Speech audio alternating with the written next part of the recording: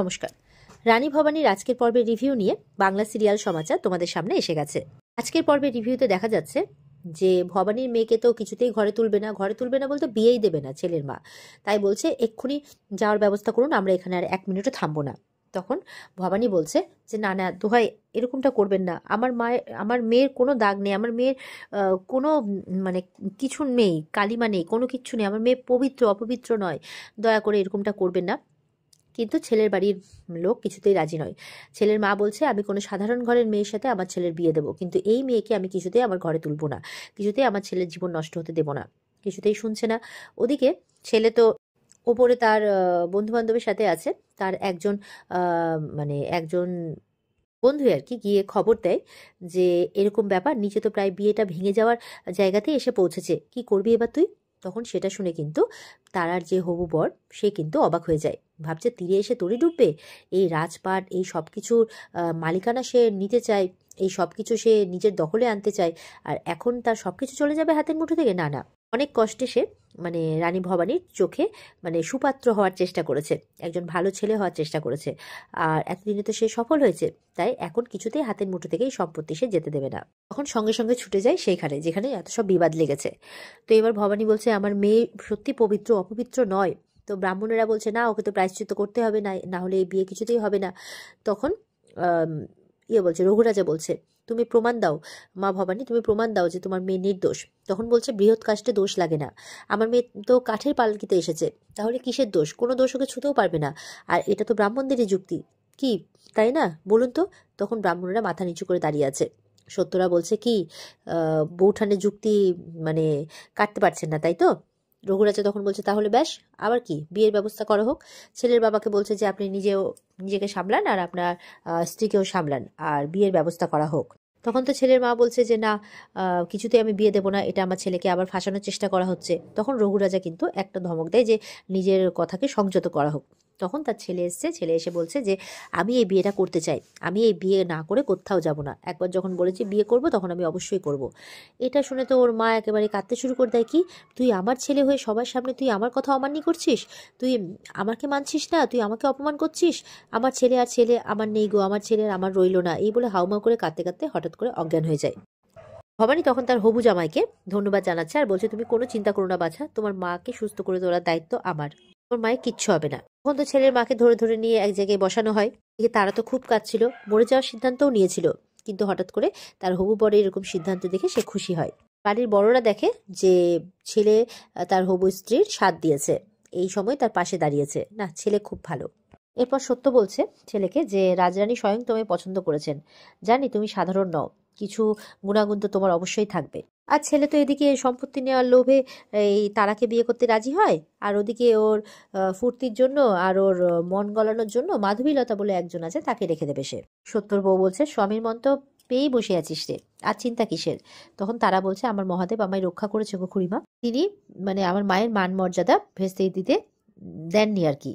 সত্যর বউ বলছে উনি আজ থেকে তোর মহাদেব, আশীর্বাদ নিলে ওনার কাছ থেকে নিবি, তাই বলছে। তো ফুল্লরাদের কান ভরা শুরু, বলছে ছেলের মায়ের কি অবস্থা হলো, যে ব্যাটাকে এতদিন ভালোবাসলেন সেই ব্যাটে এতদিন ছিচি ছিচি, কি কাণ্ডই না করলো, এইভাবে বলছে। ছেলের মার জ্ঞান ফিরতো, সে কিন্তু কেঁদেই যাচ্ছে। ছেলের মা তো বলছে যে ও মেয়ে যে কি জাদু করলো গো ফুল্লরা বোন, সত্যি এমন দিন আমাকে দেখতে হবে, মেয়েটা স্বপ্নেও ভাবিনি। ছেলের মা বলছে আমি এবার কি করব? ফুল্লরা বলছে চিন্তা করবেন না, রাশটা শক্ত করে টেনে রাখবেন, আর বিয়ের পর তো আপনি এই বাড়িতে আছেনই, চিন্তা করছেন কেন, আমি তো থাকবো আপনার পাশে। বিপ্রসাদের বউ বলছে তখন এই মেয়েকে মুখ বুজে নাকি সেবা করাতে হবে। ছেলের মা বলছে না না, আমার এমনি তো এখানে থাকতে নেই, আর আমি যা আজকে কাণ্ড হলো আমি আর থাকতে চাই না এখানে। তখন ফুলরা বলছে আচ্ছা আচ্ছা ঠিক আছে, হবে, নিজের দাসী বানিয়ে রাখবেন ওকে, হলো এবার চলুন তো, বসবেন চলুন, এই বলে ওনাকে নিয়ে যায়। তো এবার ভবানী বলছে তাহলে গুরুজনরা এখানে উপস্থিত আছেন, এবার ভালোভাবে বিয়েটা সম্মত হোক, আমি তাহলে ভেতরে যাই। আর লাহিড়ী মশাইকে বলছে তাহলে লাহিড়ী মশাই বলছে যে আমিও আছি, চিন্তা করবেন না, ছেলে যখন রাজি তাহলে আমার আর কি আছে বাকসাধার, আমিও আছি, আপনি চিন্তা করবেন না, যান আপনি ভেতরে যান। ভবানী বলছে যে ওই লাহিড়ীর গিন্নি যে ওনার কথা রেখে আমি তাহলে ভেতরে যাচ্ছি, আপনারা তাহলে সব ব্যবস্থা করুন। এই বলে ভবানী সবাইকে নমস্কার জানায়। এবার দেয়ান মশাই আর সত্যকে ডাকে ভবানী, ডেকে বলছে কোনো ধূর্ত শেয়াল যদি বিয়েতে বিঘ্ন ঘটানোর চেষ্টা করে তাদের মুখ বেঁধে ধরে আমার কাছে নিয়ে আসবে, তারপর আমি তাদের কি শাস্তি দিতে হয় ভেবে নেব। এবার ভবানী যখন চলে যাচ্ছে বলছে এটাও যে মেয়ের খেয়াল রাখতে তাদেরকে, আর সে যখন যাচ্ছে তখন প্রসাদকে বলছে যে এই শাস্তিটা তোলা রইল। প্রসাদ বলতে যাচ্ছে যে আমি তো যা করেছি তার ভালোর জন্যই। তখন হাত দিয়ে থামিয়ে দেয় ভবানী আর বলছে যে ভুল করেও কোনো খারাপ কাজ করার চেষ্টাও করবেন না। এই বলে ভবানী চোখ দেখিয়ে চলে যায়। এবার তো প্রসাদ খুব রেগে যায়। তখন প্রসাদকে তার বাবা বলছে বিষ্ণুরাম যে নিজেকে সংযত করো, এখন ভালো মানুষের মতো বিয়েটা দেখে যাও, এরপরে সময় সুযোগ করে আবার ষড়যন্ত্র সাজাতে হবে। এবার তো বিয়ে শুরু হয়ে গেছে, শুভদৃষ্টি হচ্ছে। ছেলের মনে চলছে যে আহা, লাইফটা কি মানে জীবনটা কি আমোদ প্রমোদেই না কাটবে, আমি এদিকে রাজত্ব সামলাবো, মানে আমি এই রাজ পরিবারের একজন হলাম, এবার আমোদে প্রমোদে ভরে উঠবে আমার জীবন, আমি যেদিকে চাইবো সেদিকে যা খুশি তাই করে বেড়াবো। আর মনের খিদে মেটানোর জন্য তো মাধবীলতা আছেই, আর এদিকে এই তারাসুন্দরী দেবে আমাকে রাজত্ব, এইসব চলছে তার মনের মধ্যে। এবার তো সবার আশীর্বাদের সাথে বিয়ে বেশ সুন্দরভাবে সম্পন্ন হচ্ছে। তো তারই মাঝে সত্যের বউ বলছে এত বাধা আসার পরও বিয়ে বেশ সুন্দরভাবে সম্পন্ন হচ্ছে, তাই না বলো? তখন বলছে হ্যাঁ, সত্য তো ওদিকে ফুল ছুটতে ছুটতে তার বউয়ের দিকেও ফুল ছুটছে। তো বলছে যে এই ছেলে যেন তারা মানে তারাকে একদম যত্নে রাখে। তখন বলছে যে যেমন করে আমি রাখি তোমাকে, বলে ধ্যাত আপনিও না। এবার তো তাদের বিয়ে সম্পন্ন হয়। এরপরে এসে রানীমার কাছে আশীর্বাদ নেয়। তখন রাজরানী মেয়ের হাত ছেলের হাতে তুলে দিয়ে বলে, আমার একমাত্র মেয়ে বাবা জীবন, তাকে শান্তিতে রেখো, সুখে রেখো, ভালো রেখো। আর আমি তোমাকে কথা দিচ্ছি যে তোমার সম্মান দিনের পর দিন বাড়বে, বই কমবে না। এটাও তো বেশ মিষ্টি মিষ্টি করে কথা বলছে। আপনি চিন্তা করবেন না, আপনার মেয়ের দায়িত্ব যখন নিয়েছি তখন আপনার মেয়েকে সবসময় ভালো রাখবো, কোনো সময় কোনো কৃতজ্ঞতা বোধে আমি কার্পণ্য রাখবো না। মানে বলছে যে এই ভালো ভালো কথা বলে আপনার মনখানা আরো জিতে নি, আপনার বিশ্বাস আরো জিতে নি, তারপরে তো আমি শুরু করবো আমার যথেচ্ছাচার। ভবানীর কথা মতো চন্দ্রমণি ওই কান্তর মাকে আর ইয়েকে ইন্দু বৌঠানকে রাখতে চলে যায়। তো এবার কান্তর মার ইন্দু বৌঠান এসে তো ওদেরকে দেখে খুব খুশি। তো বলছে বাহ, তোমার তো আর চিন্তার কোনো কারণ রইল না ভবানী মা, জামাই তো নাকি খুব ভালো হয়েছে।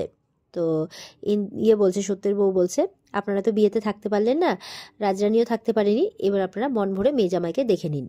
তো এবার ভবানী বলছে সত্যের বউকে যে ওদেরকে নিয়ে যেতে, মানে এবার শাশুড়ি মাকে প্রণাম করে আসতে বলছে তার মেয়েকে।